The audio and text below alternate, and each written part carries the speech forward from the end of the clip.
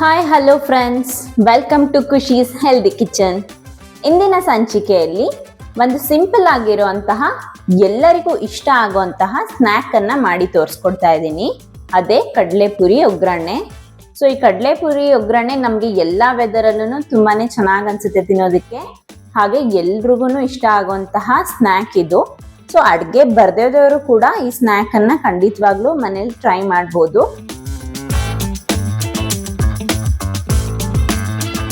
So stove ಹಚ್ಚಿ ಒಂದು ಪಾತ್ರೆಯನ್ನ ಕಾಯಕ್ಕೆ ಇಟ್ಕೊಂಡಿದ್ದೀನಿ.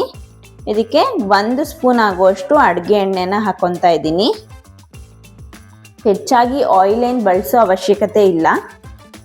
ಸೊ ಈಗ ಎಣ್ಣೆ ಕಾದಿದೆ. ಇದಕ್ಕೆ ಒಂದು 1/4 ಚಮಚದಷ್ಟು ಅರಿಶಿಣ ಪೌಡರ್, ಹಾಗೆ ಒಂದು ಅರ್ಧ ಸ್ಪೂನ್ ಅಷ್ಟು ಅಚ್ಕಾರದ ಪುಡಿ, ಹಾಗೆ 1 ಸ್ಪೂನ್ ಆಗುವಷ್ಟು ಉಪ್ಪನ್ನು ಸೇರಿಸ್ಕೊತಾ ಇದ್ದೀನಿ. ಸೊ ಇದೆಲ್ಲವನ್ನು ನೀಟಾಗಿ ಮಿಕ್ಸ್ ಮಾಡ್ಕೊಳ್ಳೋಣ.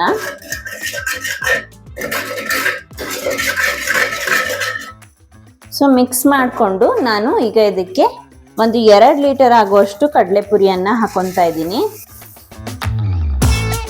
ಸೊ ಇದನ್ನು ಈ ರೀತಿ ಈ ಆಯಿಲ್ ಜೊತೆ ಉಪ್ಪು ಖಾರ ಎಲ್ಲ ಹಿಡಿಯೋದಕ್ಕೆ, ಹಾಗೆ ಸ್ವಲ್ಪ ಕ್ರಿಸ್ಪಿ ಆಗೋವರೆಗೂ ಫ್ರೈ ಮಾಡ್ಕೊಳ್ಳೋಣ. ಸೊ ಈ ಕಡಲೆಪುರಿ ಈ ರೀತಿ ಮುಟ್ಟಿದ್ರೆ ಈ ರೀತಿ ಕ್ರಿಸ್ಪಿ ಆಗಿರಬೇಕು, ಪುಡಿ ಆಗೋ ಥರ. ಈ ರೀತಿ ಆದಾಗ ಕಡಲೆಪುರಿ ನೀಟಾಗಿ ಫ್ರೈ ಆಗಿದೆ ಅಂತ ಅರ್ಥ. ಸೊ ಗರ್ಮ್ ಆಗಿರ್ಬೇಕಂದ್ರೆ ಈ ರೀತಿ ರೋಸ್ಟ್ ಮಾಡ್ಕೋಬೇಕು.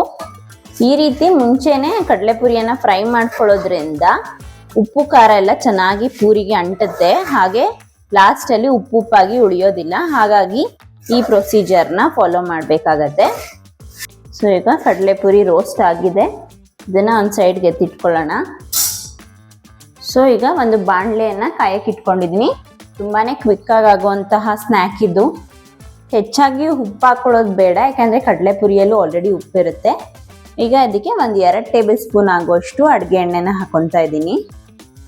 ತುಂಬ ಎಣ್ಣೆ ಬಳಸೋ ಅವಶ್ಯಕತೆನೂ ಇಲ್ಲ. ಹಾಗೆ ಇದಕ್ಕೆ ಇಂಗ್ರೀಡಿಯೆಂಟ್ಸ್ ಅಷ್ಟೇ ಹಾಕಬೇಕು, ಇಷ್ಟೇ ಹಾಕಬೇಕು ಅಂತ ಏನಿಲ್ಲ.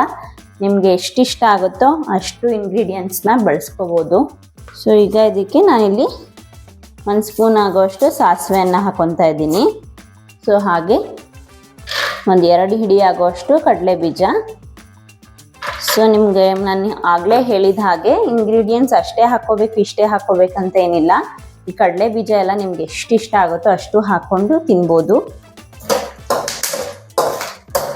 ಸೊ ಈಗ ಈ ಕಡಲೆ ಬೀಜ ಎಲ್ಲ ಚೆನ್ನಾಗಿ ರೋಸ್ಟ್ ಮಾಡ್ಕೊಳ್ಳೋಣ ಎಣ್ಣೆಲಿ.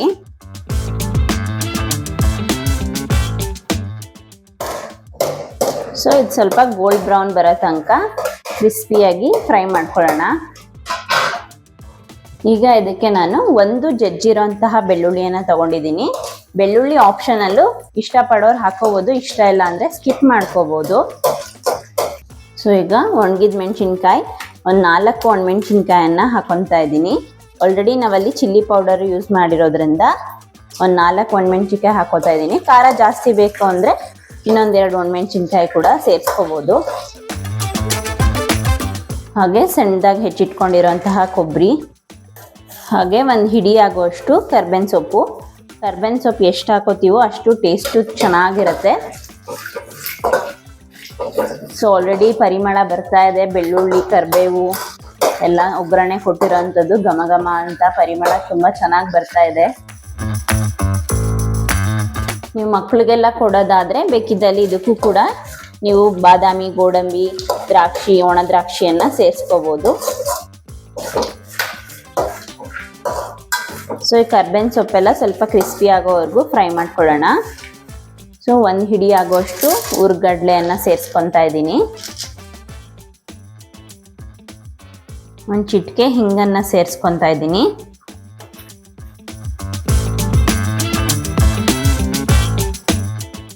ಸೊ 1 ಚಿಟಿಕೆ ಅರಿಶಿನ ಕೂಡ ಸೇರಿಸ್ಕೊತಾ ಇದ್ದೀನಿ.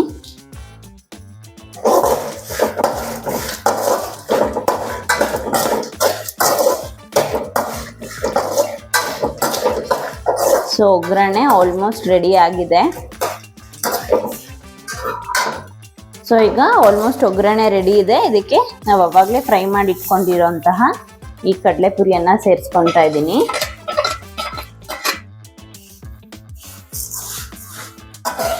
ಸೊ ಇದನ್ನು ಕೂಡ ನೀಟಾಗಿ ಮಿಕ್ಸ್ ಮಾಡ್ಕೊಂಡ್ಬಿಡೋಣ.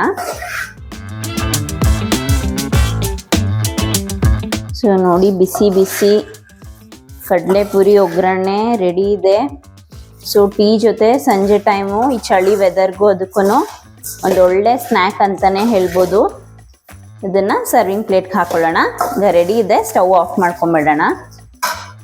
ಸ್ಟವ್ ಆಫ್ ಮಾಡಿಕೊಂಡು ಕಡಲೆಪುರಿ ಒಗ್ಗರಣೆ ಸವಿಯಲು ಸಿದ್ಧ. ಸರ್ವಿಂಗ್ ಪ್ಲೇಟ್ಗೆ ಹಾಕೊಳ್ಳೋಣ. ವಿಡಿಯೋ ಇಷ್ಟ ಆಗಿದ್ದಲ್ಲಿ ಲೈಕ್ ಮಾಡೋದನ್ನ ಮರಿಬೇಡಿ. ಹಾಗೆ ನಿಮ್ಮ ಫ್ಯಾಮಿಲಿ ಅಂಡ್ ಫ್ರೆಂಡ್ಸ್ಗೂ ಕೂಡ ಶೇರ್ ಮಾಡಿ. ಧನ್ಯವಾದಗಳು. ಇದೇ ರೀತಿ ಮತ್ತಷ್ಟು ಹೆಲ್ದಿ ಫುಡ್ ಹಾಗೂ ಹೆಲ್ದಿ ಇನ್ಫಾರ್ಮೇಶನ್ಗಾಗಿ ನಮ್ಮ ಚಾನೆಲ್ ಅನ್ನ ತಪ್ಪದೆ ಈ ಕೂಡಲೇ ಸಬ್ಸ್ಕ್ರೈಬ್ ಮಾಡಿ.